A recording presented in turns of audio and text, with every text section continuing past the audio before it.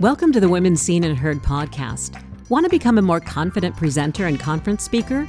Meet Anita Perez Ferguson and Lois Phillips, who are the co-authors of the Women Seen and Heard Speakers Journal, and they want to share what they've learned about women's speaking styles from their professional speaking careers. In each weekly podcast, they'll select and take turns responding to one prompt taken from the speaker's journal. In the closing moment, they offer a simple single tip you can put to use right away. Enjoy. Anita, here's a question for you from our chapter titled, When the Speaker is a Woman of Color. Do you feel pressure to represent something other than your own opinions when you speak up?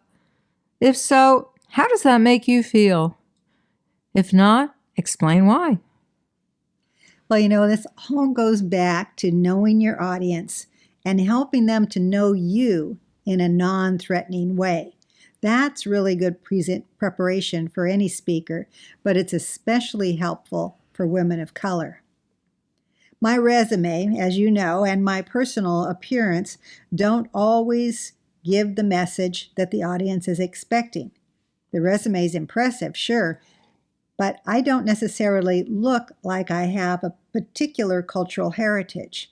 And I found a helpful opening to be something I practice each time I speak. I reintroduce myself. I say, I want to take a moment to reintroduce myself with my whole name. And then I tell the audience, my name is Anita Maria Perez de Gonzalez Ferguson. Now, by the time I roll out that name with an appropriate accent, there's little doubt about my heritage. It also gives me an opportunity to identify the name Ferguson as my husband's family name. I myself am a second-generation Mexican-American, and all four of my grandparents were born in Mexico, all Mexican citizens. But this little exercise, expanding my name, it kind of gives some comic relief to the audience in general. And I use it to point out that my name makes a statement about changing demographics. I link that statement to our topic and how important it is to consider, whenever possible, different perspectives. So that way, it's not just my perspective on a topic or my orientation in a particular heritage. I've used that introduction speaking to engineers, to teachers, to union members, and then I've also used quotes to enhance my comments in formal settings, on panels and in casual conversations. Your audience will always have a preset notion of who you are and why you were selected to speak to them.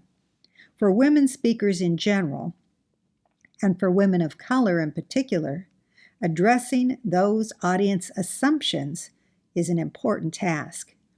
It can connect you to the audience or put up a wall between you and them.